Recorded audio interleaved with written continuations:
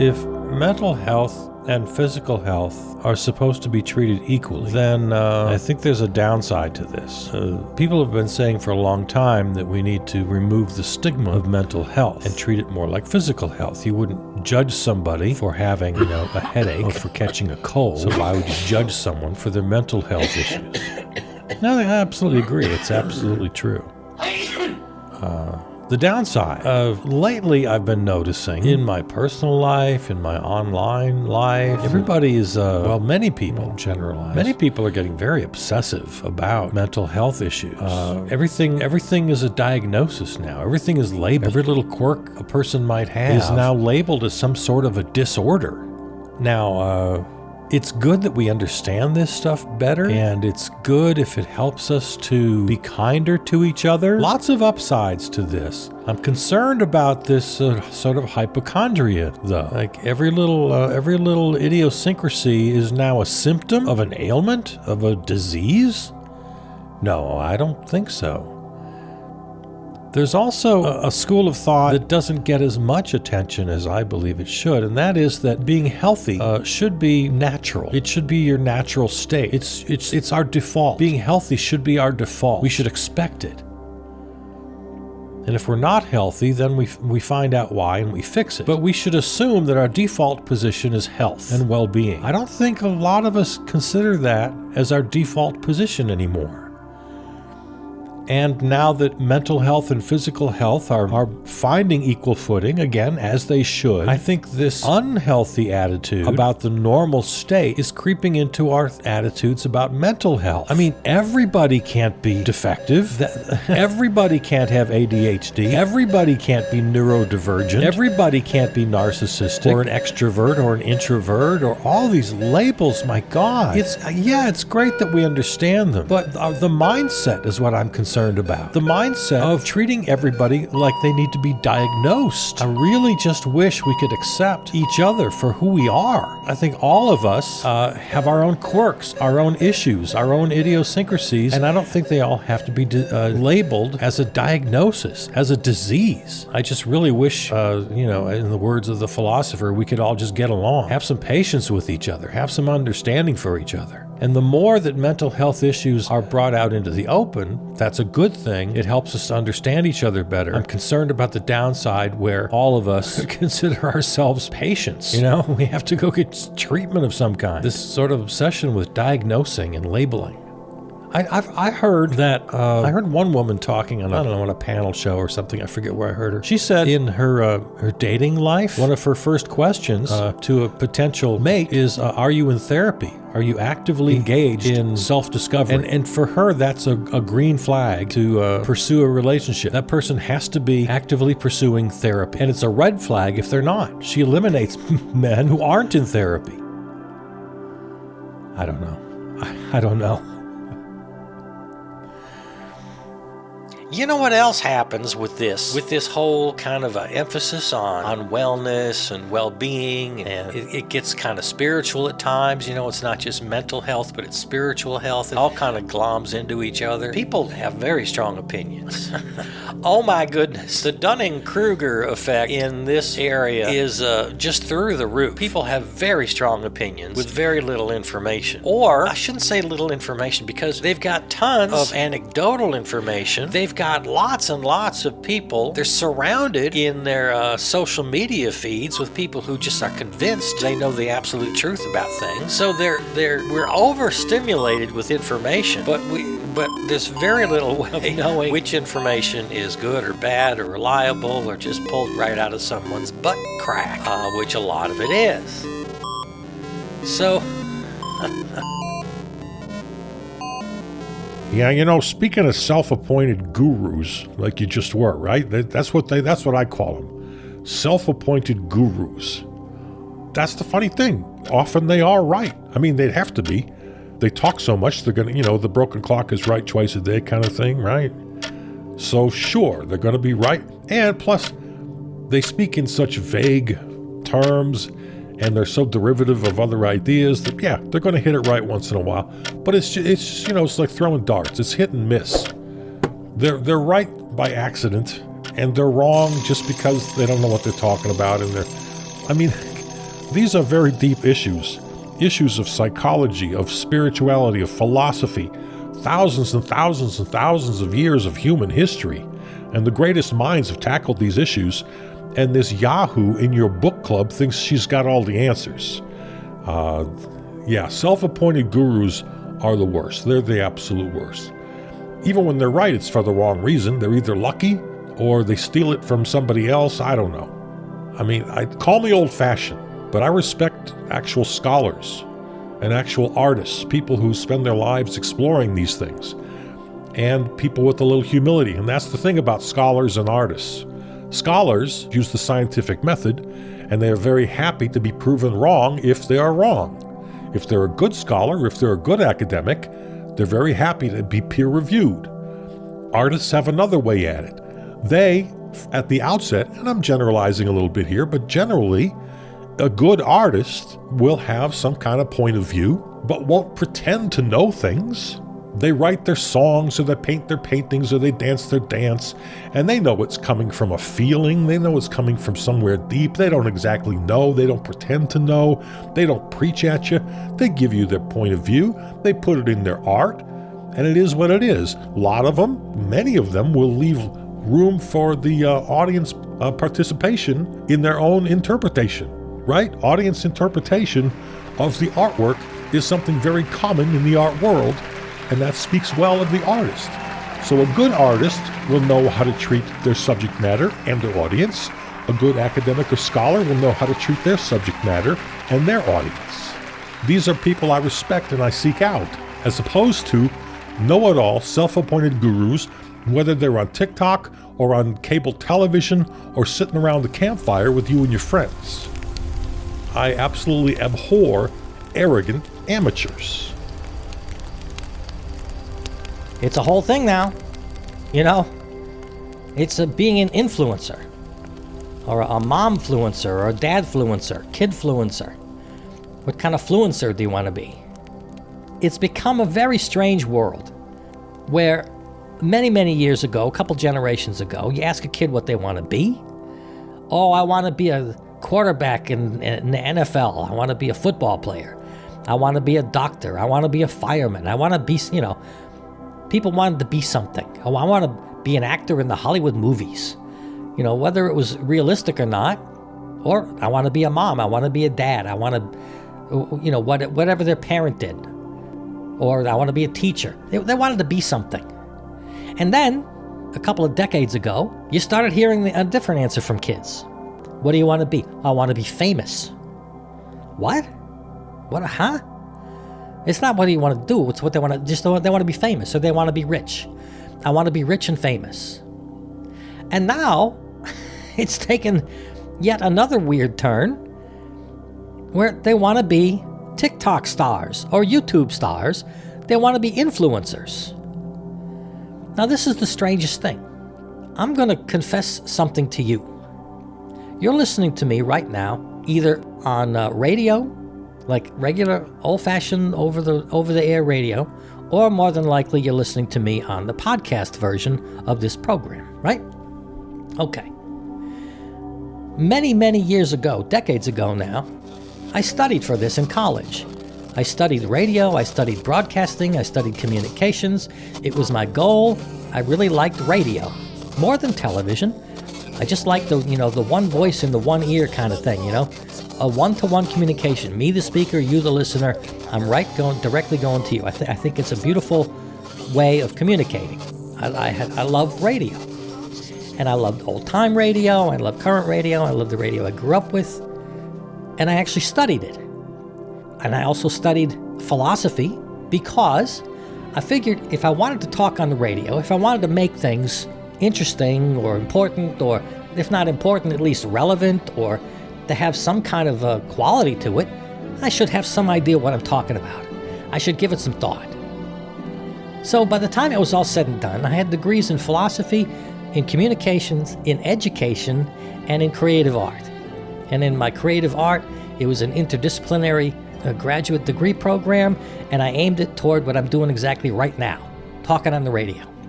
So, I tell you all this because it's very strange to me that something that I dreamed of as a very young man, and I pursued in both my education and then in my career, is something now that everybody does from their bedroom.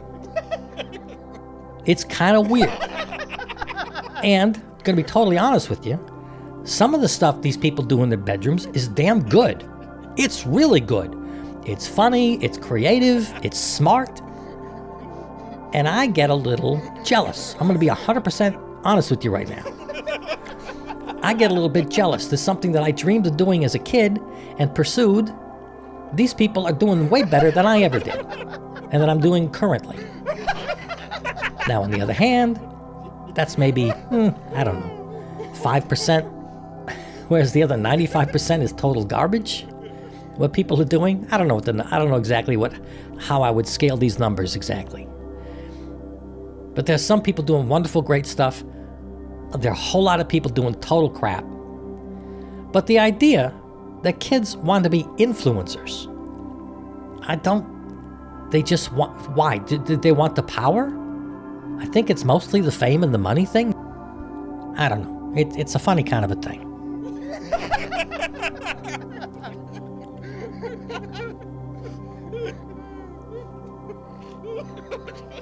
There's one other issue here that needs to be addressed, I believe, and that is that you were talking about self-appointed gurus earlier. I would include in that category maybe a subcategory, and these are kind of wannabe experts, and they insert themselves into another profession. Well, here's an example. Remember a little while ago that there was a judge in Alabama Supreme Court, who invoked the wrath of God into his written opinion regarding abortion. Now, this is a judge.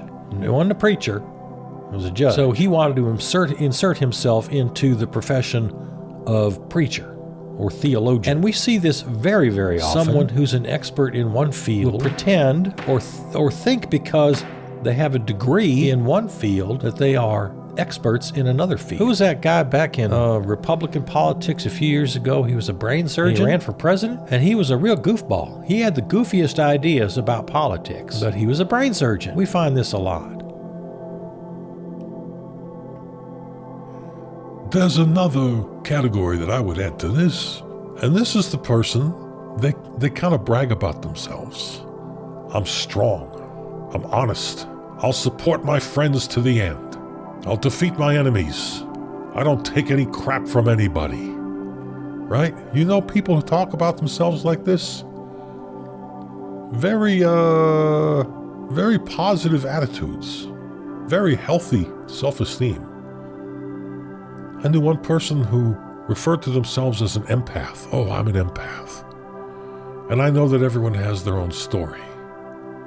But that same person would say, but I'm tough, you better not cross me. I love unconditionally, but you better not cross me. You don't want to be my enemy. You know people like this? I don't know what is going on with people like this. Are they searching? Are they secretly insecure? To be so sure of themselves and then to be so sort of contradictory? I never judge anybody. I understand everybody has their own story. I'm an empath, but don't cross me. I'm going to be your worst enemy if you cross me.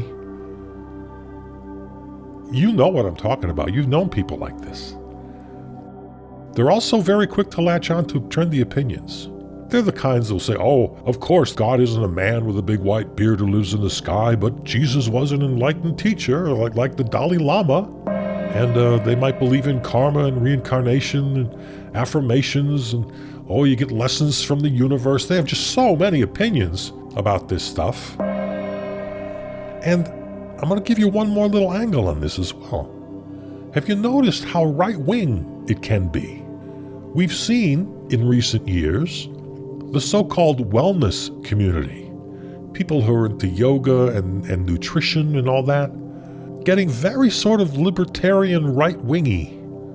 It's an interesting combination. They're the first ones to say something like, life is not fair. Nobody ever said life was fair. You make your own happiness because your thoughts create reality. These are very sort of right-wing. In the traditional right versus left wing, the left wing will have a bit of a more Marxist attitude, saying, well, no, society has a great bearing on the condition of your life, and it's not just you, and you don't just create reality. You have an impact for sure, but reality happens around you, and there are great institutions that have a great impact on your life. And the bombs dropping on the kid in Syria are real. They're not part of his imagination. This little 8-year-old boy in Syria can't just have a positive attitude. So, yeah, there's a right-wing kind of fascist trend here happening among these kind of wackadoodle people who are very quick and happy to give you their advice. And many of them will very staunchly defend their position as being independent, free-thinking. I don't vote for the party, I vote for the person. They're very quick to say, oh, both sides are equally guilty. Both sides have crazy fringes, and the best politics are always somewhere in the middle. Everyone should just get along. Well, you're going to find, if you just listen to them, let them talk for a little while, they're going to reveal themselves as pretty damn right-wing. Anybody who says, oh, everybody should just get along, both sides are equally to blame, don't argue with them. Don't stop them. Let them just keep going, because they're just going to drift and drift until you're going to hear pretty clearly what they really want. I just want to be left alone to do my own thing. Well, that sounds pretty libertarian. That sounds a little right-wing to me. Laissez-faire. Capitalists. These people reveal themselves as to who they are. And they're very comfortable combining their right-wing politics with their kind of goofy, new age, Dalai Lama stuff. By the way, the Dalai Lama can fuck himself. Go write Hallmark cards already. Do not like the Dalai Lama, fuck the Dalai Lama. And these same people, they just have to be so freaking positive. I hate positive people. Positive people uphold the status quo. The most bigoted people you're ever going to find are the ones who claim to be the most open. Oh, I don't see race. And, I don't care if you want to be gay. Do whatever you want. Just don't force it down my throat. Everybody should just be happy. Do your own thing. This is a philosophy that sounds really good. It makes a lot of sense if you don't dig too hard, too deep. Because when they say don't force it down my throat, what they're really saying is I don't want to see it. And the privilege that I have, I want to keep. But the just be happy advice, there again, in and of itself, that is very individualistic. I saw a great cartoon recently. On either side of the road, there were masses of people protesting. And on one side, on their picket signs there, and their protest signs, they all said, me.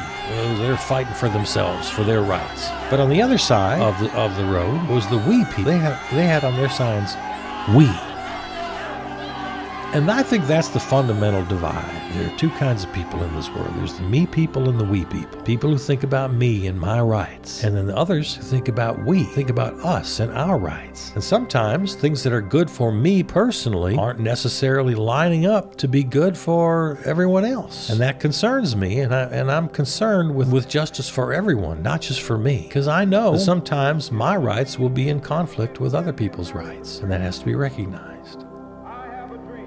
So, yeah, the just be happy thing, that is inherently individualistic, which is inherently sort of right-wing fascist if you take it too far, and it upholds the status quo. Imagine if Martin Luther King Jr., as a young man, expressed interest in social justice and working towards social justice, and he got some advice from his peers and from his elders to, oh, no, just be happy. Your only job in life is to be happy and to find inner happiness. You can't change other people. The best and only way to affect change in the world is to be happy in your own life. Just be happy, Martin Luther King Jr. Can you imagine if he'd taken that advice? I have a dream. New Age types think they can put their thoughts into the universe. Okay, fine. Do that. Put your thoughts into the universe. Make the universe a better place. But then many of them will just dismiss political activism. If you can change the world with your thoughts, well, can't you also change the world with your actions? And maybe you think you ought to do both, maybe. And if you have to choose one over the other, I think I would choose action over thoughts. I think it'll make more of a difference. I mean, I'd rather have a cranky son of a bitch who genuinely worked for social justice than some kind, happy soul who doesn't do shit except love people in their own little bubble.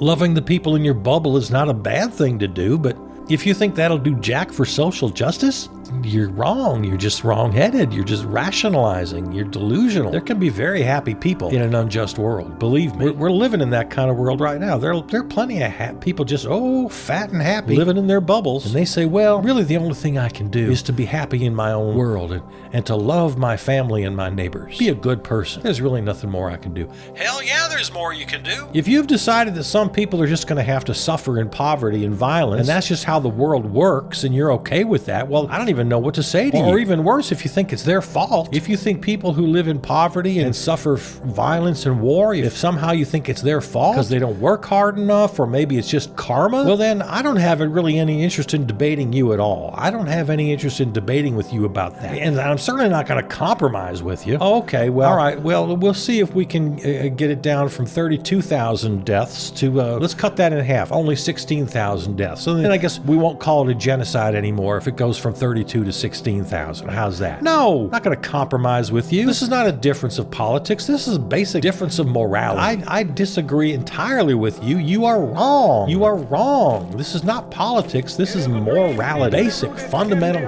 human right and wrong. I have a dream. One day. And the whole me-we divide, it just seems to be getting worse. Sometimes interests clash. You gotta think of everybody. You can't just think of yourselves. I've heard so many left-wingers, or no, let me correct myself. I've heard so many people who self-identify as liberal or of the left or in the Democratic Party. They label themselves as liberal, and yet they think exactly in these terms. In a recent presidential election, I heard the candidate himself and high-level surrogates of the candidate talk in these very terms. Are you better off? Which candidate works for you and your family? I don't give a shit if he works for me and my family, especially if I'm doing well. Why should I just think about how he feels about me and my family? I worry about how he feels about that kid in Syria. Good Lord Almighty, why are we so selfish? It's easy to believe, air quotes, believe in social justice. You know, you think you're all high and mighty because you watch Jon Stewart on The Daily Show and you're on the right side, you know, you're on the right team. Well, it's easy to believe in social justice, but that's only the first little baby step. The next step is you have to recognize the fundamental and revolutionary changes that are required to achieve that social justice. Social justice ain't going to happen for anybody just because you believe in it. You got to say, yeah, it's going to require some actual change.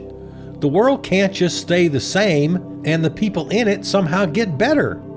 It ain't going to happen. The world has to change. The way we do things has to change. And then you have to embrace that revolutionary spirit in your own life, and if you want to, if you need to, in your spiritual life, in your psychic life, all well and good, not going to criticize.